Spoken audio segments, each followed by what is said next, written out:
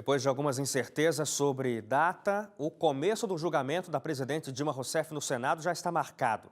O ministro Ricardo Lewandowski quer começar o juízo na quinta-feira da semana que vem. A data foi anunciada depois da entrega das alegações finais da defesa. O julgamento final da presidente Dilma Rousseff por crime de responsabilidade está marcado para começar no Senado no dia 25 de agosto, quinta-feira da semana que vem. A data só foi confirmada depois da entrega dos últimos documentos necessários no processo. Os detalhes ainda não foram informados, porque o ministro Ricardo Lewandowski só deve se reunir com o presidente do Senado, Renan Calheiros, e com os líderes de partidos na semana que vem, para definir o rito do julgamento, como o tempo de fala de cada senador, os intervalos e se a sessão vai ser realizada também no fim de semana. As alegações finais da defesa foram entregues na sexta-feira, faltando apenas 3 minutos para o fim do prazo. O chamado libelo da defesa tem 673 páginas e contesta os crimes atribuídos à presidente afastada, muito mais do que as 9 páginas do libelo da acusação. Embora o mais usual seja fazer uma contrariedade ao libelo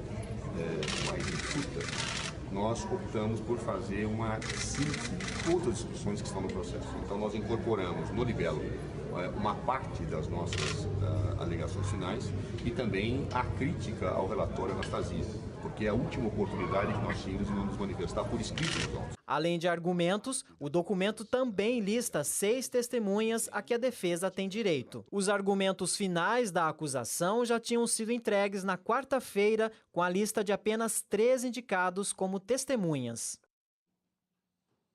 Hoje eu estou aqui recebendo 2 convidados. Quero primeiro estender aqui o boa noite a eles. Marcelo Martins, obrigado mais uma vez pela companhia. Boa noite a todos, boa noite, Hélio. Marcelo está aqui hoje para tirar dúvidas suas a respeito de direito trabalhista e direito previdenciário também. E Afonso Pola, sociólogo, já conhecido também do nosso telespectador. Obrigado, Afonso. Boa noite. Boa noite, Hélio. Boa noite aos telespectadores. Afonso, a gente começa então justamente falando sobre esse assunto, o julgamento final da presidente Dilma marcado já para começar dia 25. Os detalhes vão ser divulgados depois que o Lewandowski se reunir com os líderes partidários e o presidente do Senado. Mas a gente fica com algumas expectativas a respeito disso. A primeira delas é a possibilidade remota de a presidente Dilma conseguir vencer no julgamento final e acabar retornando ao Planalto. As chances são bem pequenas, não é? São muito pequenas e a última votação que ocorreu no Senado, ela sinalizou claramente isso, né? Ou seja, para que a presidente seja condenada no processo de julgamento, são necessários 54 votos dos senadores. E a votação da admissibilidade do julgamento dela, se reuniam 59 votos, ou seja, existe uma margem ainda de sobra aí em relação àqueles que defendem a tese do afastamento da presidente. Sim.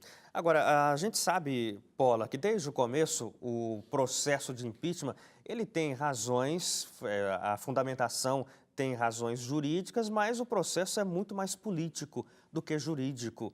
E o julgamento final, parece que a gente não dá para esperar algo diferente disso, porque, no fim das contas, o juízo é dado pelo voto dos senadores, se eles concordam ou não que a presidente seja condenada.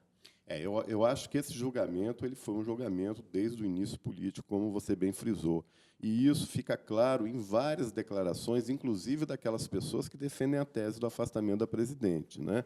Existiu uma presidente que saiu de um processo eleitoral onde ela foi vitoriosa, mas com uma margem pequena de voto, e desde o final das eleições se travou todo um processo de disputa, primeiro com a recontagem de votos e depois com as iniciativas com o objetivo de afastar a presidente, e isso é um processo que vem vindo, passou pela Câmara, agora no Senado, e as cartas já estão jogadas, né? Ou seja, esse jogo é um jogo que já terminou. Muito difícil acontecer alguma coisa que reverta a situação da presidente e, muito provavelmente, no dia do julgamento, ela será afastada. Afastada definitivamente.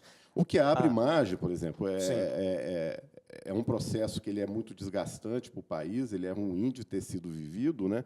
Agora, abre margem para o governo Temer, que até o momento é um governo interino, e tem usado isso em grande medida como justificativa para dizer que o governo não deslancha por causa dessa dubiedade.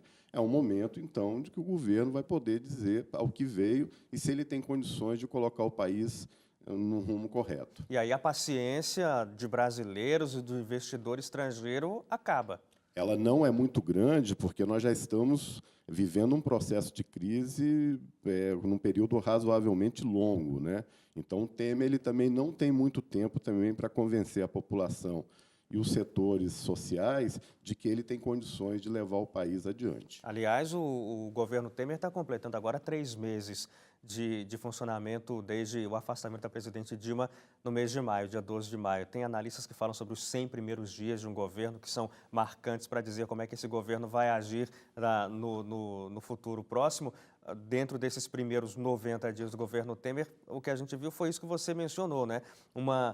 Uma passividade maior por conta da possibilidade de não se tornar efetivo. Agora, com a possibilidade mais real da efetivação, isso tem que mudar. Não só uma passividade, e aí, obviamente, que a condição de interinidade ela é um elemento importante, mas também montando a equipe de governo usando aqueles mesmos critérios que nós já condenamos em outros momentos, ou seja, são as indicações políticas, né? Troca de apoio. Isso. Por E pastas. aí é um governo que tem, no Congresso, ele tem tido uma maioria bastante significativa, né?